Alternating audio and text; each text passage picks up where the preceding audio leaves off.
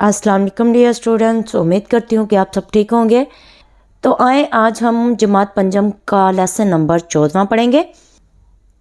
तो लेसन का नाम हमारे पास है आओ बच्चों सुनो कहानी। तो सबसे पहले है सोचें और बताएं आपको किस तरह की कहानियाँ सुनना और पढ़ना पसंद है, वजह भी बताएं। तो आपने बताना है कि आपको किस तरह की कहानियाँ पसंद है पढ़ना और सुनना, और इसकी वजह भी बतानी कि क्यों पसंद है। मुझे तो सबक आमोज़ कहानियाँ पसंद है और पढ़ना भी पसंद है, जिसके आखिर में कोई ना कोई नतीजा निकलता हो। मुझे ये कहानियाँ इसलिए पसंद है क्योंकि सबक आमोज़ कहानियों से कुछ ना कुछ सबक ज़रूर सीखने को मिलता है। तो नेक्स्ट देखें, अगर आपको कोई कहानी लिखने के लिए कहा जाए तो आप कैसी कहानी लिखना चाहेंगे। तो आपने बताना है कि आपको अगर कहानी लिखने का मौका मिले तो कैसी कहानी लिख। तो अगर मुझे कहानी लिखने का मौका मिले तो मैं एक इखलाकी और सबक आमोज़ कहानी लिखना चाहूँगी। आए स्टूडेंट्स, अब कहानी शुरू करते हैं। ये कहानी एक पुराने ज़माने के दो दोस्तों की है। दोनों कारोबार के सिलसिले में अपने हमसाया मुल्क गए। शुरू में तो इन्हें कोई ख़ास रोज़गार ना मिला और वो छोटे मोटे कामों से गुजारा करते रहे। उन्होंने फिर कसाब का पेशा अख्तियार किया और गोश्त फ़रोख्त करने लगे। कुछ मुद्दत के बाद जब इनके पास खासी रकम जमा हो गई तो उन्होंने वतन वापसी का फ़ैसला किया। उन्होंने अपनी सारी कमाई एक हाथ में डाली और वापसी की राह ली। रास्ते में उन्होंने एक अंधे फ़कीर को सदा लगाते देखा, हाय मेरी किस्मत, आँखों की रोशनी भी गई और दौलत भी, काश मुझे एक बार फिर अपने हाथों पर रुपए रखने का मौका मिल जाए। वो बार बार यही अल्फाज दोहरा रहा था। इन दोनों ने अंधे फ़कीर की गिरियाज़ारी सुनी तो इससे पूछा, भाई तुम हो कौन और किस्मत से यूं शिकवा क्यों कर रहे हो। अंधे फ़कीर ने एक आह भरी और कहा, क्या बताऊं भाइयों, एक वक्त था मैं भी तुम्हारी तरह सुखी था। मेरी भी बहुत सी जायदाद थी। मेरी बदकिस्मती के सब कुछ तबाह हो गया और मैं अमीर से फ़कीर हो गया। इन दोनों आदमियों में से एक ने कहा, मगर तुम ये क्यों कह रहे थे कि काश एक बार फिर अपने हाथ पे रुपए रखने का मौका मिल जाए। अंधे फ़कीर ने कहा, कभी मेरे पास हज़ारों रुपए होते थे, अब जी चाहता है कि अपना ना सही दूसरों का रुपए ही अपने हाथ पर रख कर थोड़ी देर के लिए जी खुश कर लूं। वो दोनों बहुत रहमदिल थे। उन्होंने आपस में मशवरा किया और अपनी थैली फ़कीर के हाथ में थमा दी और कहा, लो भाई तुम अपना दिल खुश कर लो। अंधे फ़कीर ने उनका शुक्रिया अदा किया और थैली खोलकर सिक्के टटोलने लगा। थोड़ी देर बाद दोनों दोस्तों ने अपनी थैली फ़कीर से वापस मांगी। ये सुनते ही फ़कीर के तेवर बदल गए। उसने कहा, थैली? कौन सी थैली? किसकी थैली? वो कहने लगे, बस अब बहुत हो गया मजाक, हमारी थैली वापस करो, हमें अपने वतन वापस जाना है। फ़कीर ने थैली को मजबूती से थाम लिया और कहने लगा, क्या ज़माना आ गया है, सारी उम्र भीख मांग कर मैंने पैसा जमा किया और तुम मेरी उम्र भर की कमाई छीनना चाहते हो। इतना के फ़कीर चल दिया।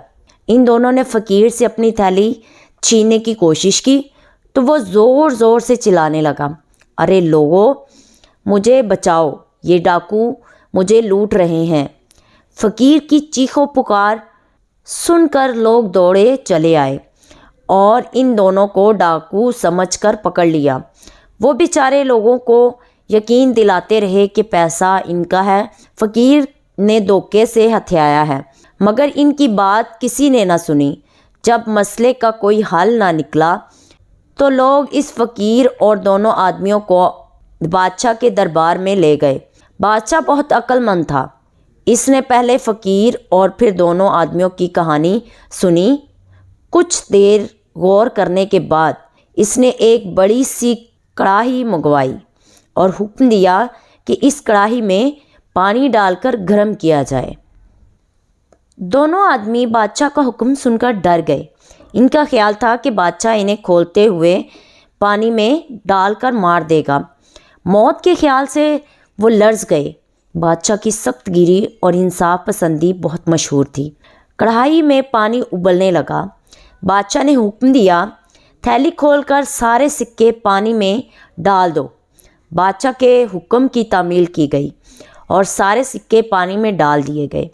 بادشاہ نے سب کو کڑھائی سے دور ہٹ جانے کا حکم دیا اور خود کڑھائی کے پاس جا کر پانی کی سطح کو غور سے دیکھنے لگا۔ تھوڑی دیر بعد بادشاہ واپس اپنے تخت پر جا بیٹھا۔ اس کے بعد اس نے حکم دیا، کڑھائی کا پانی گرا دیا جائے، روپے ان دونوں کے حوالے کر دیے جائیں۔ فقیر جھوٹا ہے، اسے قید میں ڈال دیا جائے۔ بادشاہ کا فیصلہ سن کر دونوں آدمیوں کے دل میں خوشی کی لہر دوڑ گئی۔ شاہی فیصلے کے مطابق انہیں ان کا روپیہ واپس مل گیا۔ دونوں بادشاہ کو دعائیں دیتے رخصت ہو گئے۔ فقیر کو قید خانے میں ڈال دیا گیا۔ دربار میں موجود ہر شخص حیران تھا کہ بادشاہ کو ان آدمیوں کی سچائی اور فقیر کے جھوٹ کا کیسے پتہ چلا۔ لوگ یہ بات جاننے کے لیے بے چین تھے۔ آخر قاضی نے ہمت کر کے پوچھا تو بادشاہ نے کہا، ہم نے گرم پانی کی سطح پر گوشت کی چکنائی دیکھ کر اندازہ لگایا تھا کہ یہ روپیہ ان دونوں نے گوشت فروخت کر کے کمایا ہے۔ بادشاہ کی بات سن کر دربار میں موجود ہر شخص بادشاہ کی دنائی اور انصاف پسندی پر اش کر اٹھا۔ سچ ہے، سانچ کو آنچ نہیں۔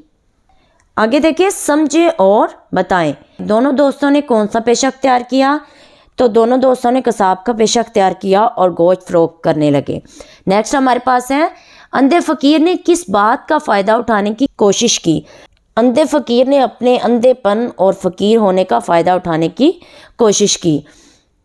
نیکسٹ ہمارے پاس ہے، بادشاہ نے مسئلے کا حل کیسے نکالا؟